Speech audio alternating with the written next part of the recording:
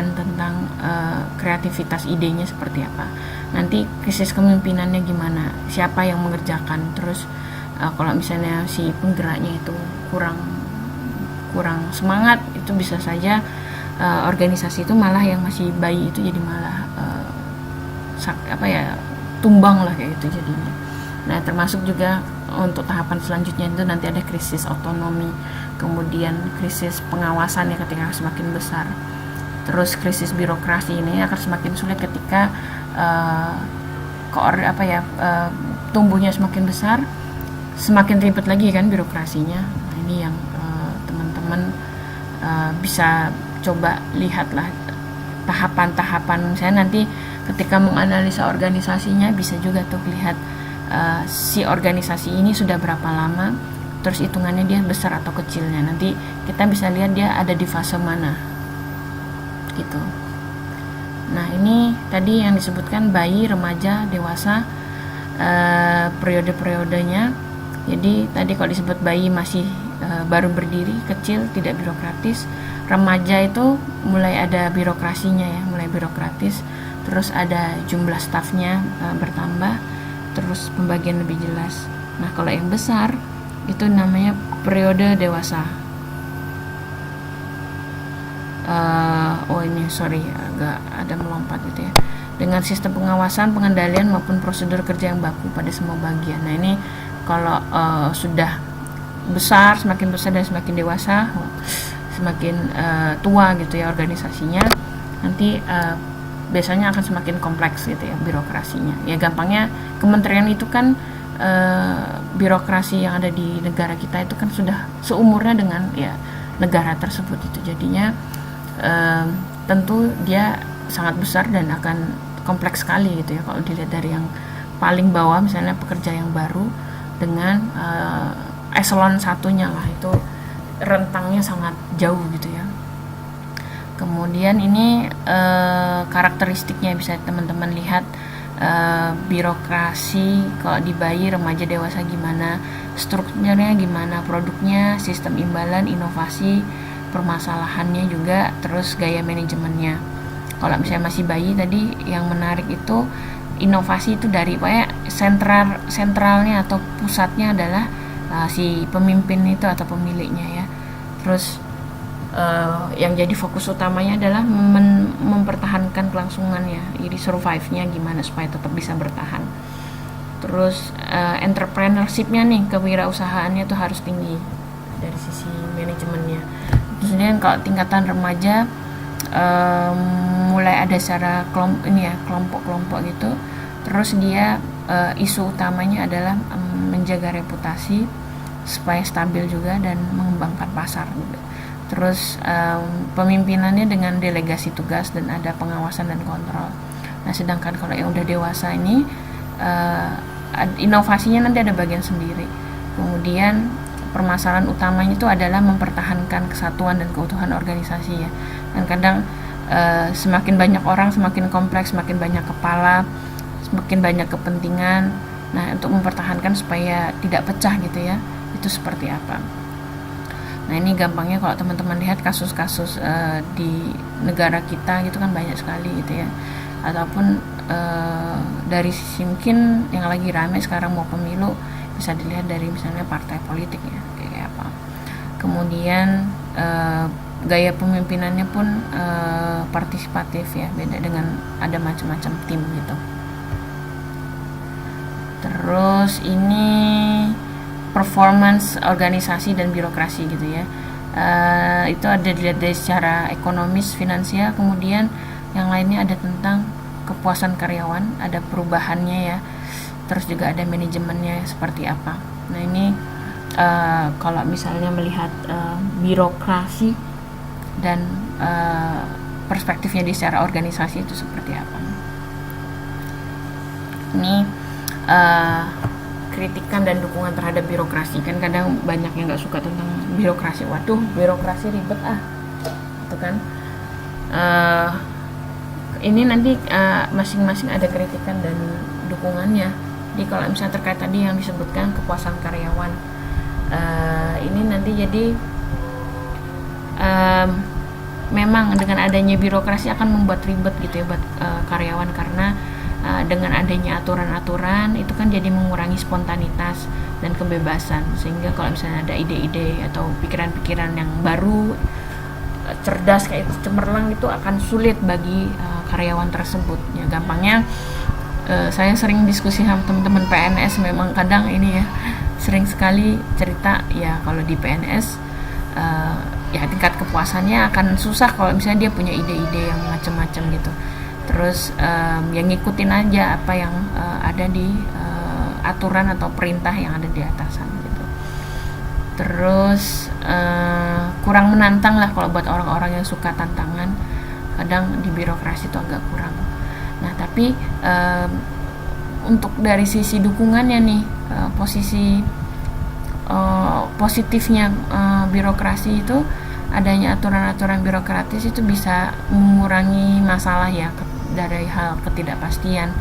Terus ada kelicikan, nah itu nanti karyawan juga lebih terlindung. Jadi ada aturan itu jelas. Kalau misalnya kalau misalnya nggak ada aturan itu malah jadi semakin repot gitu kan. Nah kalau misalnya ada aturan akan semakin mudah gitu.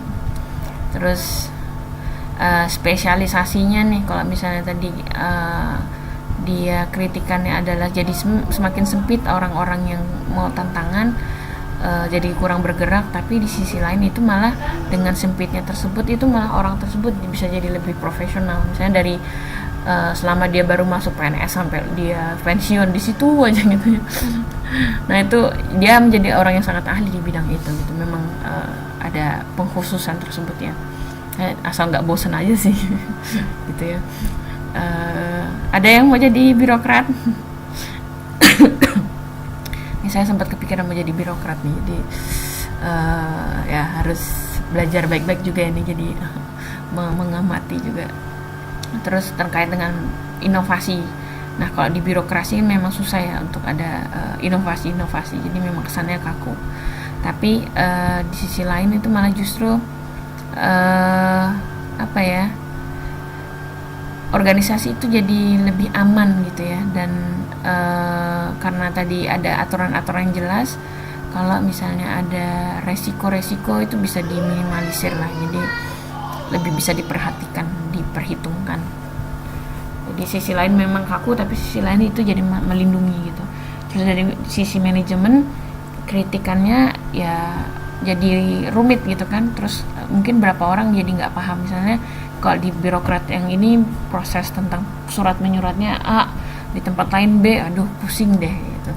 Nah tapi ini nanti fungsinya kenapa ada hal-hal seperti itu, karena ya dengan ukuran yang begitu besarnya organisasi ya, itu nanti bisa membuat karena masalah-masalah organisasi yang besar itu bisa jadi terbagi-bagi lah pekerjaannya, jadi nggak sulit kalau ngerjain sendiri gitu. Terus kontrol ya, kritikannya kontrolnya jadi koordinasi jadi susah ya. Tapi dukungannya itu birokratis, dengan adanya struktur tersebut jadi alat kontrol yang koordinasi yang baik malah, karena ada formalisasi, ada aturan, ada hierarki.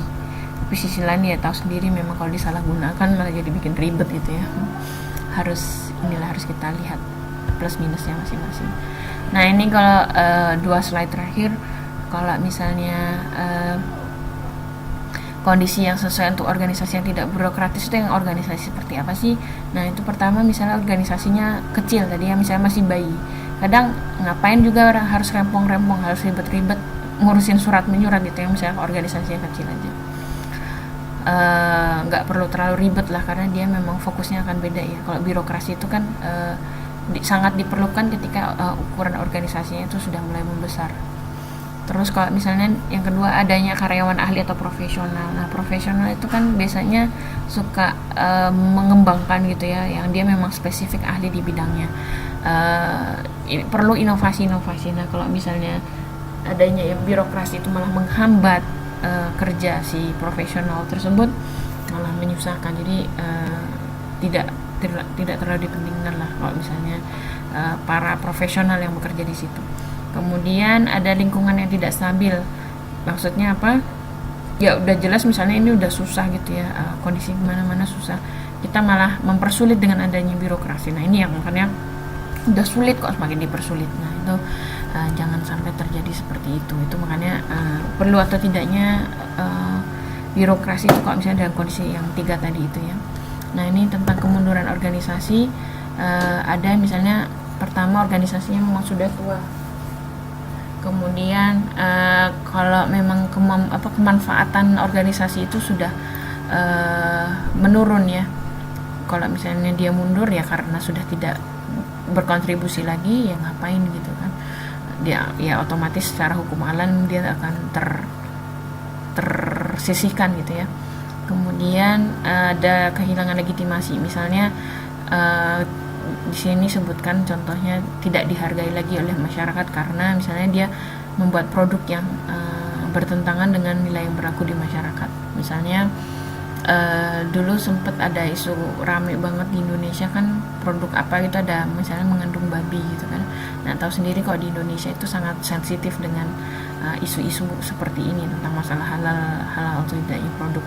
Nah ini somehow kalau misalnya memang ketahuan, si perusahaan tersebut tuh bisa langsung jatuh gitu kan ya, karena dia kehilangan kepercayaan masyarakat. Nah terus yang terakhir misalnya organisasi mundur karena lingkungannya memang tidak mendukung.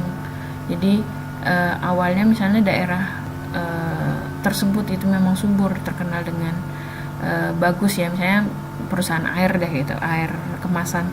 Misalnya dia punya air satu gunung, tapi karena mungkin tiba-tiba ada kekeringan, terus itu karena bencana alam, jadi otomatis kondisi lingkungan jadi semakin berkurang ya, dan semakin miskin. Nah itu kalau nggak pinter-pinter itu nanti bisa menjadi masalah buat organisasi tersebut atau perusahaan. Nah cara untuk ini yang terakhir ya, untuk mengatasi kemunduran tersebut gimana caranya, yaitu dengan membatasi kerugian. Ya kalau misalnya udah tahu sumber kerugiannya apa, itu nanti di cut gitu ya, dipotong, jangan sampai kerugiannya meluas. Terus perlu adanya inovasi baru. Terus harus cari cara yang tepat ya, dengan cara gimana caranya supaya dia lebih efektif lagi dan efisien gitu ya dengan sumber-sumber yang dia miliki. Terus harus beradaptasi dengan lingkungan juga. Nah ini sih secara umum ya materi untuk modul 4 ya, terkait dengan birokrasi. Mungkin ada yang mau didiskusikan atau teman-teman tanyakan, silakan. Halo, masih semua di situ? Oke, ini ada pertanyaan. Oke, saya lihat ya. Ada pertanyaan dari Mas Nano. Birokrasi di Indonesia termasuk rumit di dunia karena makan waktu dan biaya, kurang efisien untuk merombak birokrasi.